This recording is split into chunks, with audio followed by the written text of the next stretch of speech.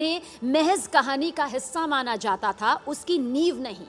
Absolutely, and you guessed it right. This is the cinema Shakti that we have for you. The arm candy at that time and the damsel in distress has made way for the women-oriented films. While that move was a welcome step, branding cinema steered by a woman as niche didn't do as much justice to the talented drivers of the venture. But today, there's a whole lot of creative acumen of women in cinema and content who have reshaped the industry, led the charge, and driven narrative changes. They are the sheroes, or the heroes, I must say, that India has begun to dote on. But before I invite a very special guest on the stage today, let me please invite our colleague Shireen Bhan back on the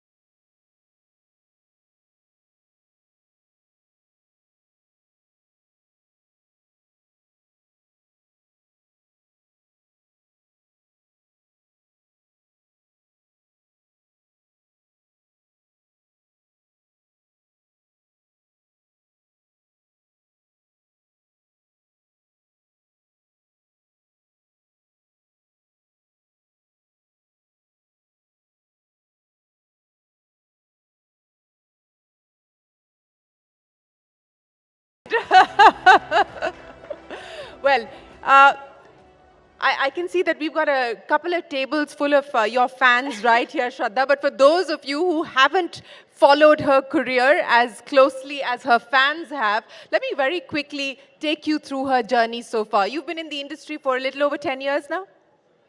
I think so. You think so? I think so. Does it feel much longer? Because, you know, sometimes it feels like, literally on every film, it feels like, okay, I've not done this aspect of being an actor, I've not done that aspect of being an actor. So every film feels like a debut in some way or the other. So my makeup artist and dear friend, Shradha Nayak, who's also here, because she's been with me for the few years that I've been around, we keep fighting about who knows how many years it's actually been. So yes. So what's the average that the two of you have arrived at between the both of you? I think it's been about 12 years. Yeah. So I was right. I said a little over 10 years. So you've spent a little over 10 years in the movie business. But you've grown up around the movie business. Your father is an actor. We just heard from your illustrious aunts, and of course your cousin is here within the hall as well, watching you. So you've grown up around the movies. Did you ever consider wanting to do or be anything else, or this was it? This was it, because this is what I grew up seeing in my household.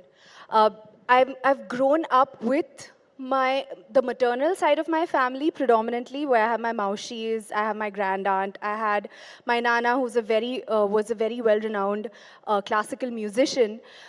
So I've grown up in a family of basically family members being in the creative arts.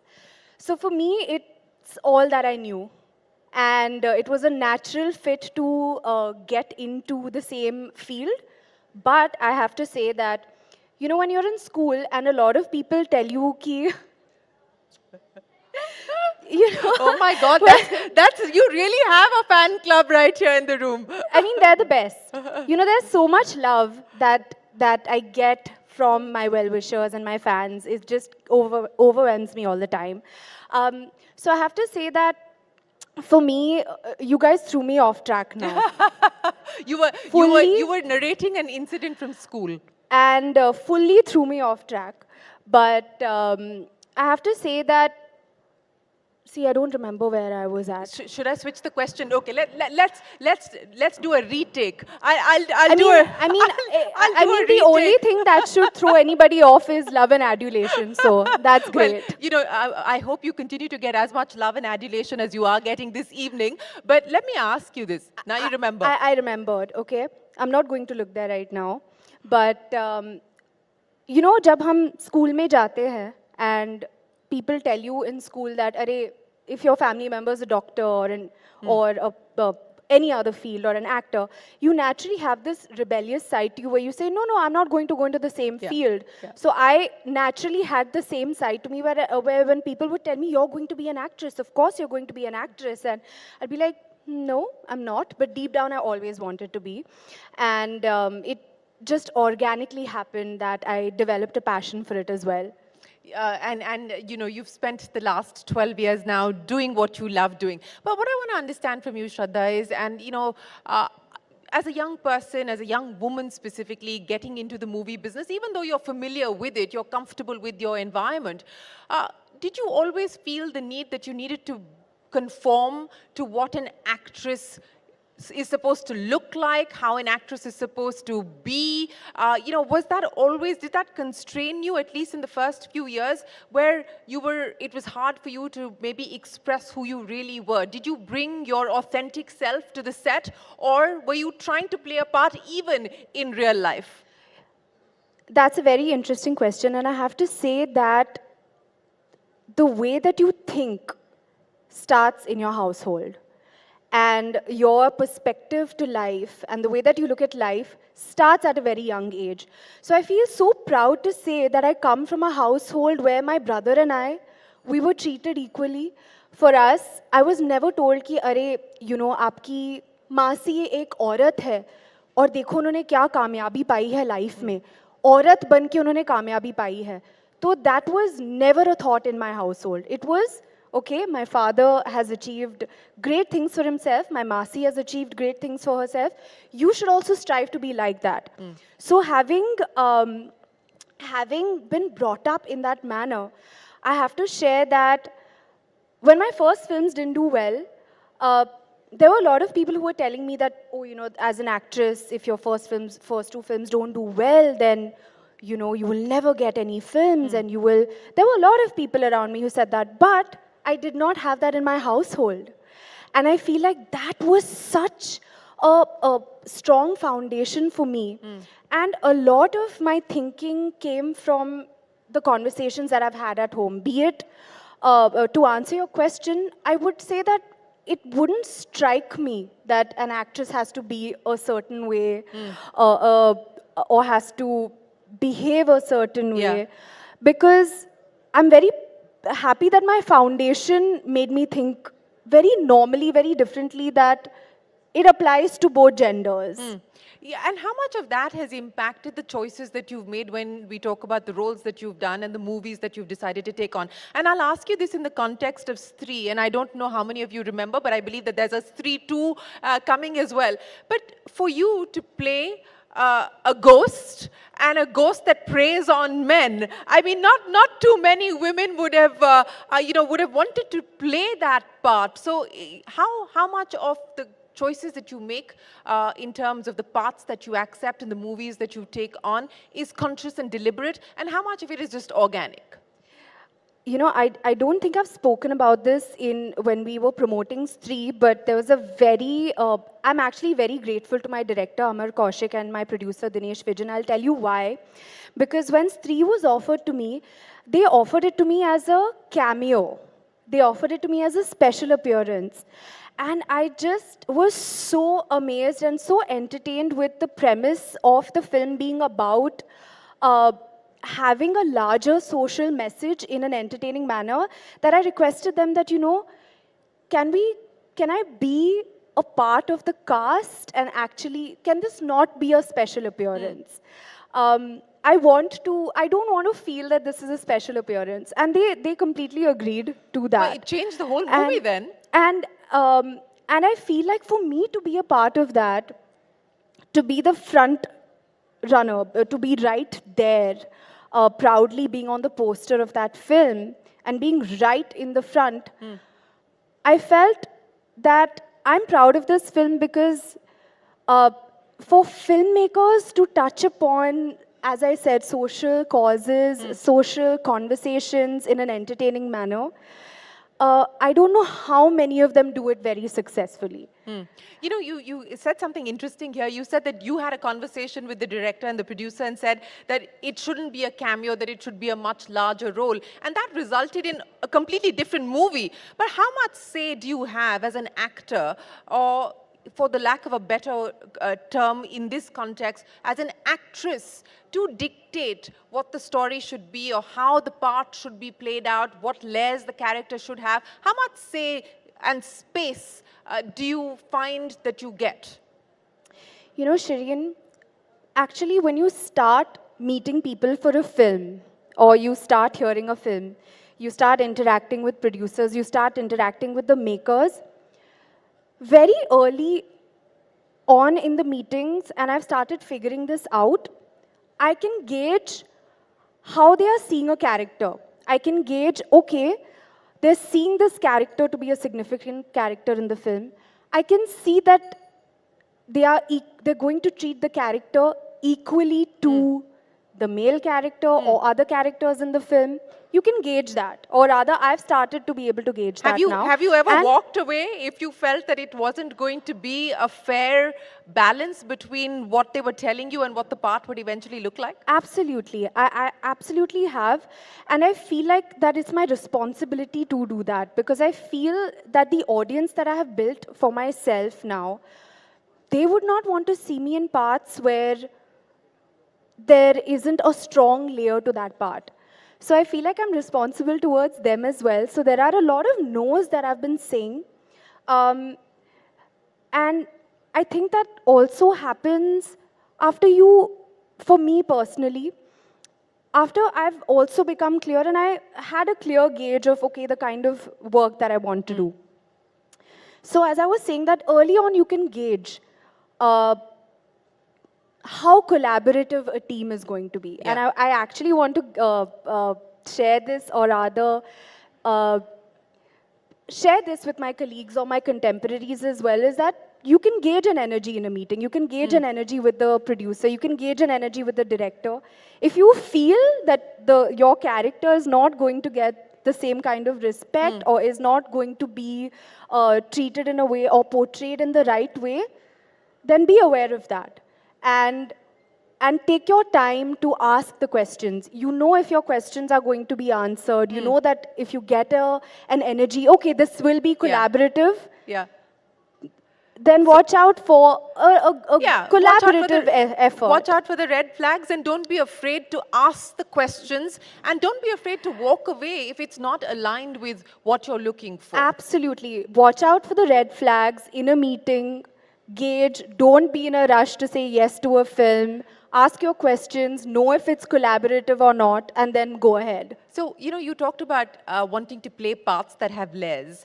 What is the part that you would like to play? What do you aspire to play? Is there a movie, is there a role, you know, domestic or global, that you aspire to do?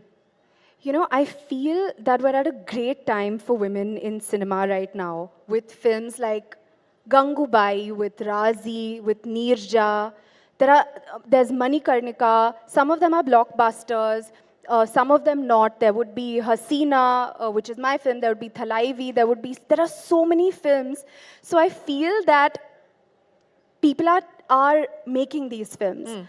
And people are on the lookout of strong female characters, strong stories that can be told. So frankly, I feel that because we are at a good space right now, I would be open to any interesting story, because I think that there are so many interesting stories of women out there. You know, you talked about the fact that we're seeing this change where women are now getting the leading role. So in a sense, they're playing the heroes of a film. And not being relegated to sort of the, you know, the song and dance aspect of it. How much of this change is because, you know, you've got the OTT platforms now, so there is a different kind of content that the audience is getting used to? How much of it is the fact that, you know, this is an aspirational country with a young population, and so choices for that audience, you know, is different, and they're willing to experiment with the kinds of content that they consume? What do you believe has led to this change that we're seeing, where women are being portrayed so differently than what we're used to? You know, there is this conversation about whether film is a representation of society or vice versa. And frankly, I feel it's a conversation. I don't think that we can land up at a conclusion about it. I can comment on what I've observed. I do feel that even before the entire OTT wave came on, we've had films like Neerja, we've had films released before where they have been about, women being the central character. So I also feel like, a lot of the times I hear that people say that, on OTT you can experiment, but I don't entirely agree with that. I feel like we have seen some massive theatrical releases. That's right. So I don't agree with that particularly. I feel that it's also about the market in some way, if I may say so. Yeah. I also feel that that has a role. It also Absolutely. has to do with times. There are different topics, there are different social topics which are of relevance. Back in the day, we didn't have touch-screen phones. We didn't have people watching content on their phones. Yes. The allure of going to a theater was very different. I don't remember when exactly touch-screen phones came, but I didn't have a touch-screen phone. I remember that. Well, So they've been around for a while now. So and they've been around for a while, but I remember that I had the button phone as one of my first phones. Yeah. And so I feel that cinema also changes with the times. And with technology, and with the fact that we now have single screens and multiplexes coexisting, and that has changed the way that people consume their movies. You know, speaking of phones and speaking of technology, what has also changed is the fact that you now have social media. I don't know how many of you know this. She has 85 million followers on Instagram. Is that the last count? I don't remember exactly, but it's 80 plus. It's 80 plus, so 80 million followers on Instagram. Who is the real Shradha Kapoor? Is what we see on Instagram the real Shradha Kapoor? 100%. Absolutely, that's me. I love sharing when I'm having my poha. I love sharing when I'm enjoying my cup of chai in my little cup, which I'm so attached to, that every day I'm like, is my cup okay? Is my cup okay? The polish of my cup is coming off, but I still want to share. And people know that, I love sharing that. What else? What did I have for dinner? I love sharing. Is there such a thing as oversharing, or you don't believe that there's any concept of oversharing? I feel very, very fortunate for the kind of relationship that I've developed with my well-wishers and fans. I'll be very honest with you. I think it's extra special, if I may say so. We have like-minded thoughts. Even when I go out somewhere and someone tells me, I have the same handbag that I saw in your post. And we discuss, someone will say that, I have the same trousers that you have, or the same kurta that you have. And it's so nice. It's so nice to feel like one big happy family. Yeah. And but what about the mystery and the mystique and the aura? I mean, before Instagram and before social media, you knew very little about the personal lives or behind the scenes or what an actor or an actress were like. And that perhaps that mystique and that mystery perhaps elongated their careers as well. Do you believe that is the case, and perhaps this need to constantly put things out about yourself and share as much as you do takes away from that? I feel like we hear this conversation happen very often, but I really wonder, say in the 1950s, if they had Instagram, would they not use it? I'm wondering, right? Would they not use Instagram if they had touchscreen phones and the OTT platforms? Would they be like, no, I'm not going to watch something on my phone? I wonder. So I feel, again, we go back to that conversation about changing times and technology, and basically, the only constant is change, right? Yeah. It's pretty much that. I do feel that from my personal experience, my relationship with my fans has been enhanced to a whole other level being on social media. Because of the immediacy of the contact as well as the access that you've been able to give them. So you do control the narrative and you control your own story as well. And I have to tell you that the kind of joy that I feel when I'm reading their DMs or when I get to go on. Do you read them or do you have a social media manager? I read them, and I have to say that I have to tell myself, okay, how much has my screen time been today? I have to look at that as well, but it's all me, and I have to tell you that the joy that I get when I read DMs and when I read comments and I get to interact on comments, and you really know what someone is thinking. You know, I don't know how much of that existed because I would imagine that stardom was also a lot more sheltered, perhaps. Yeah. To a certain degree, Yeah. is my imagination of it. So I have no qualms in the era that I'm in, and I'm embracing it wholly and solely. Yeah, clearly, with 85 million followers, it clearly shows that you're embracing it. But you know, that's the good and the bad side of this. So the good is that you're getting all of this adulation and love immediately from your fans, and they're responding to you pretty much in real time. But you can also have a situation where you have people not say very nice things to you because anonymity provides that safety to say whatever you want to say without any consequences. How do you deal with that? I apply the same kind of thinking that I've been brought up with, which is perspective, which is what you pay attention to grows. If you believe, if I focus on the love and adulation, and if I focus on also trying to hope that when I share candid aspects of my life, maybe someone is going to get inspired in some way also. So I focus on that very, very frankly. And I feel that that is something that I use also as my strength. Well, you know, speaking of strengths and things that you're looking forward to, and people that you worked with, who do you look up to as the iconic sort of star that inspires you? And from your peer group, you know, is there a peer that you feel more connected with or connected to in terms of the kind of work that they do? So icon and peer. I have so many people I look up to. So many icons that I look up to. I have them in my own household. I admire them for the way that they've brought me up to begin with. And of course, the kind of work that they've done has been phenomenal. In my peer group, there's so many people doing such good work. I recently watched Rocky or Rani Ki Prem Kahani, and I absolutely loved Alia in it.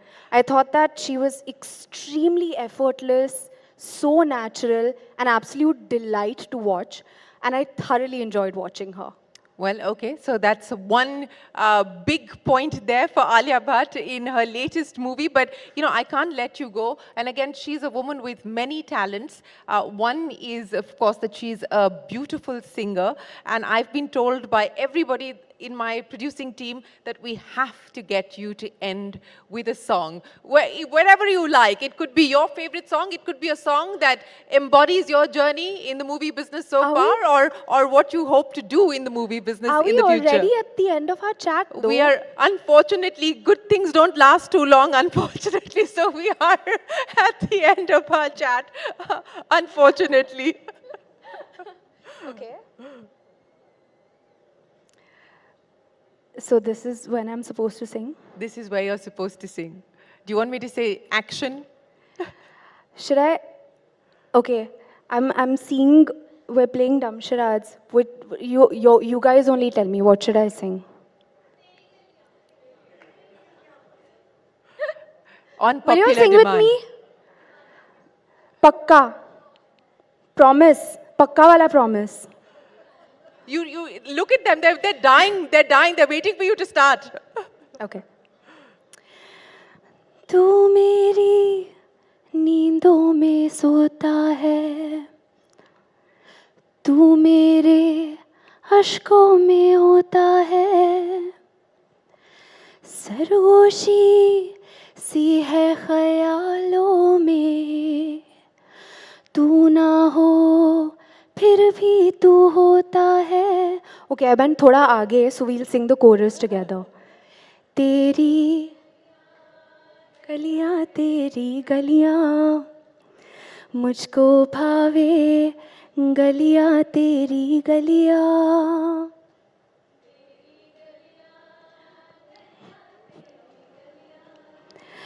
यूं ही तड़पावे गलियां तेरी गलियां.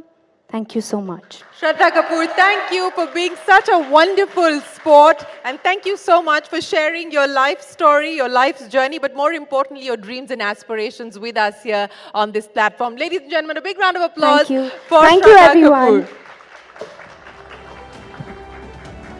Thank you so much, Shradha. And Shireen, I'd also request you, Shradha, please stay on stage. There's a memento that is waiting for you.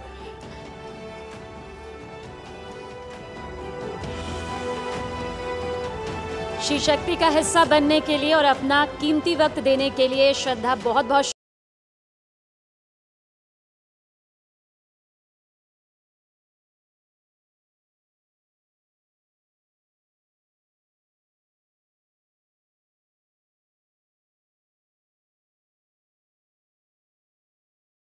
Session आगे आपका इंतजार कर रहा है, जो हम सभी की जिंदगी का एक अटूट हिस्सा बन चुका है.